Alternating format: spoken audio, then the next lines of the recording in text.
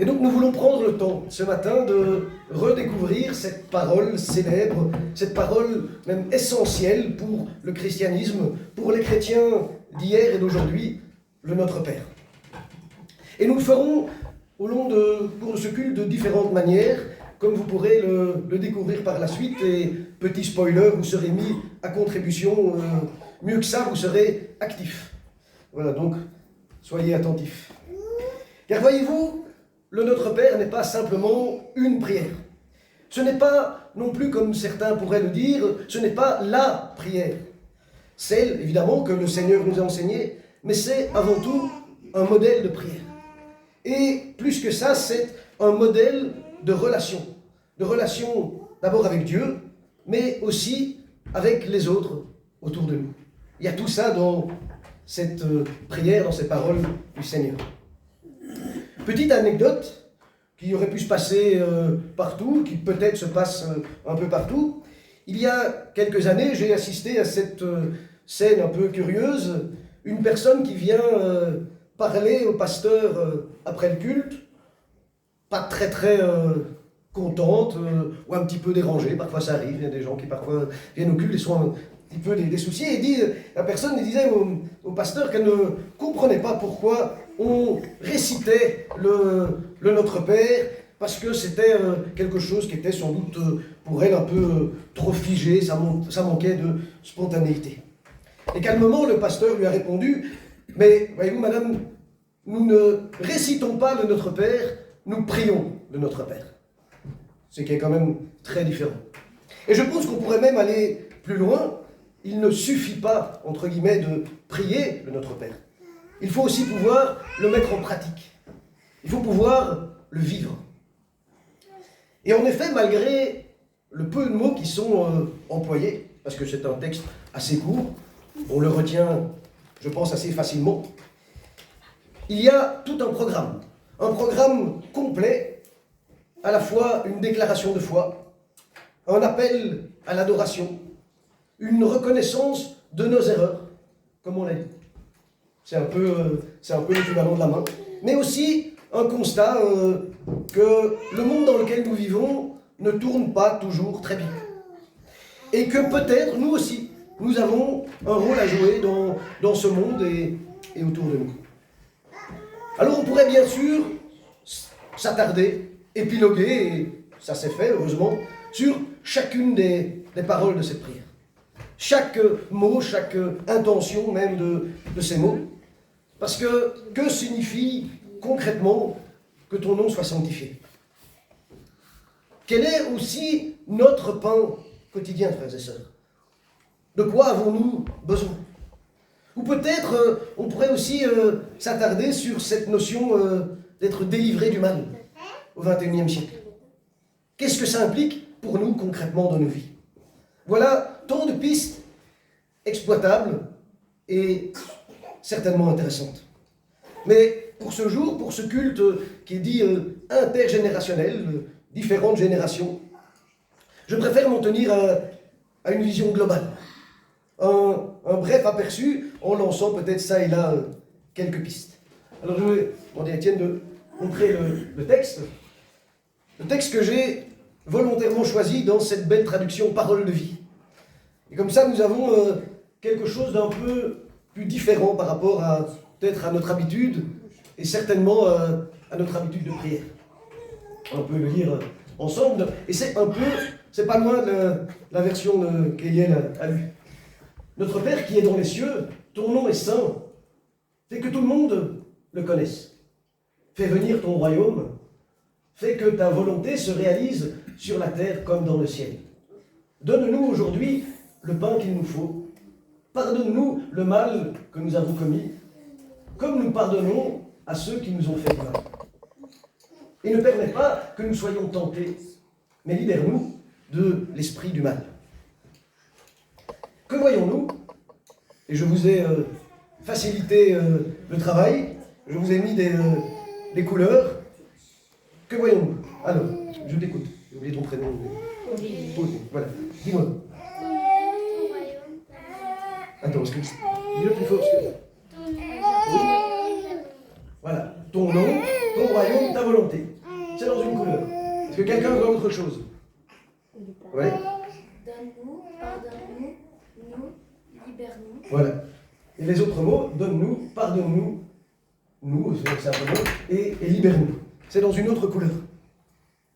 Pourquoi? Parce que il y a deux phases, deux grandes parties dans cette prière.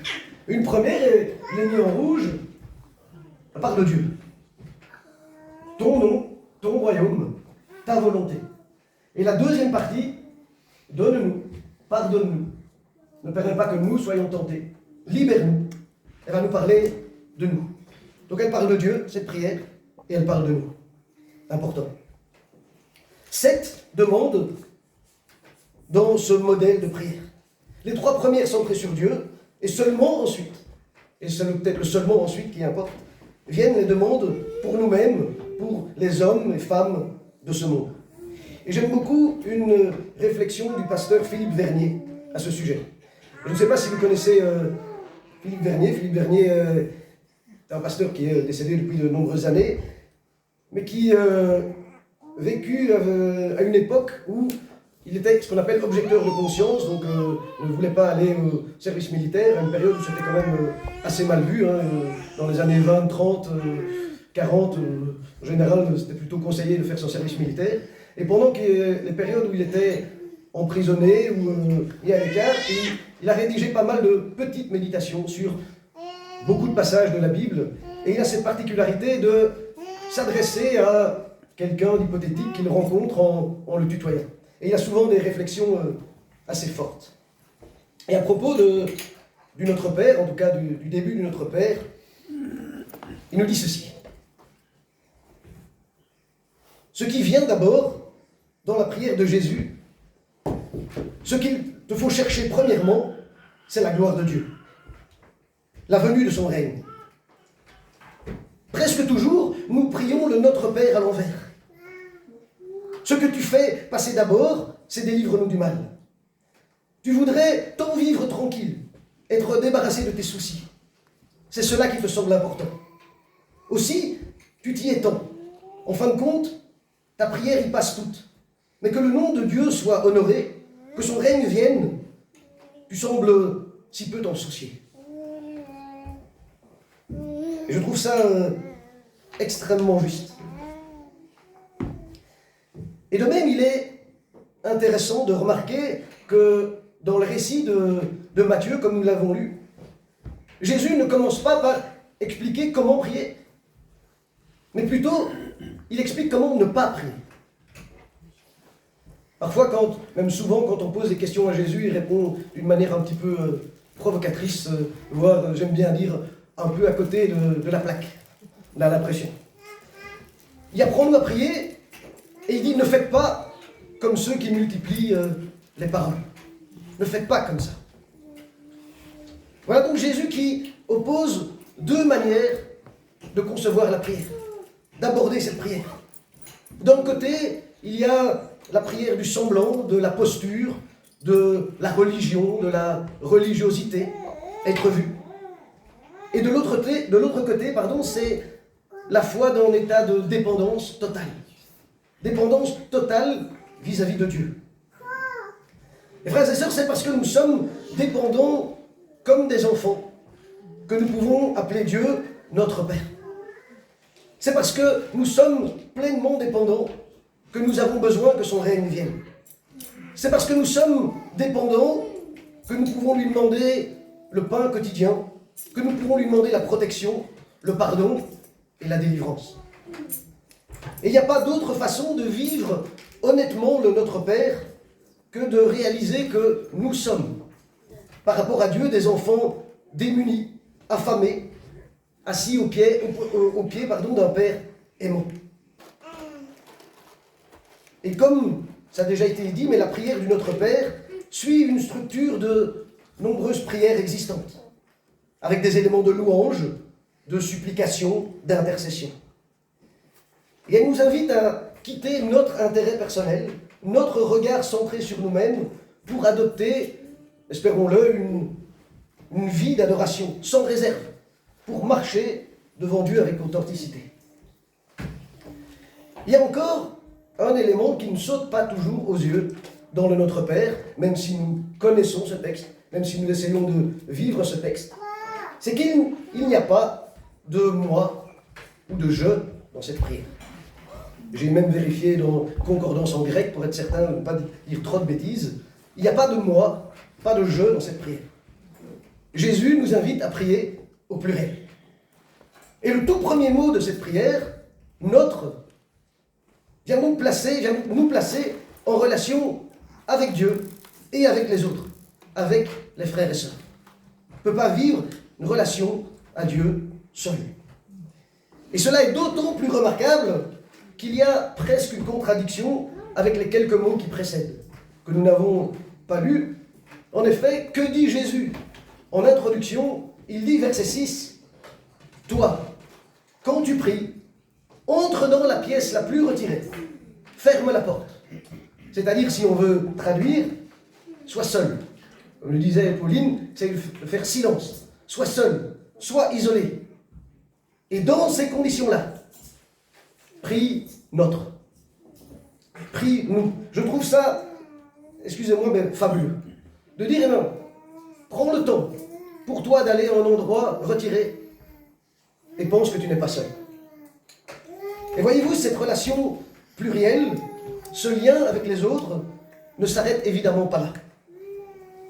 Parce que prier pour notre pain quotidien, c'est nous associer à tous ceux et celles qui manquent de l'essentiel à travers le monde. Prier pour le pardon, comme nous pardonnons aussi. C'est prendre conscience que nos relations humaines sont quelquefois défaillantes et que nous pouvons agir, que nous pouvons changer ces relations, que nous avons un rôle à jouer dans cette relation avec Dieu. Alors oui, frères et sœurs, prier le Notre Père, c'est faire écho à ce double commandement qui parcourt l'Écriture de part en part. Aimer Dieu de tout son corps, de tout son cœur, de toute son âme, et aimer son prochain comme soi-même. Paroles répétées par Jésus, mais qui sont, il faut toujours bien le rappeler, à la base, et dans le Deutéronome, et dans le Lévitique. C'est bien conforter ça. Et j'aime aussi, petite parenthèse, quand Jésus, d'autres fois, mais quand Jésus évoque ce double passage, il y a un spécialiste qui lui demande de résumer la loi. Et que dit le spécialiste de la loi? Il dit, tu as bien répondu. C'est-à-dire qu'il était d'accord avec cette idée-là. Donc Jésus vient conforter ce double commandement, aimer Dieu de tout son cœur, de toute sa force, et aimer l'autre, aimer son prochain comme soi-même. Alors en résumé de ce petit aperçu, de ce survol de cette prière ô combien importante, je dirais que le Notre Père est tout sauf une simple formule à répéter. Tout sauf une formule magique à réciter. C'est un modèle profond à la fois de prière, mais aussi de vie. Le Notre Père nous enseigne à nous approcher de Dieu avec confiance, à chercher son règne, à dépendre de lui pour nos besoins, à pardonner et à demander sa protection. Mais tout comme il nous appelle aussi à nous rapprocher des autres, parce qu'il nous engage sur des chemins de vie pour devenir des témoins de vie fidèles. Alors frères et sœurs, la prière serait que cette prière, que ces paroles puissent devenir un modèle de vie, un modèle efficace dans chacune de nos vies. Pas simplement sur nos lèvres, mais aussi dans nos cœurs et dans tout notre corps. Que chaque mot puisse résonner et transformer notre relation à Dieu. Car c'est à lui qu'appartiennent le règne, la puissance et la gloire pour les siècles des siècles. Amen. Amen.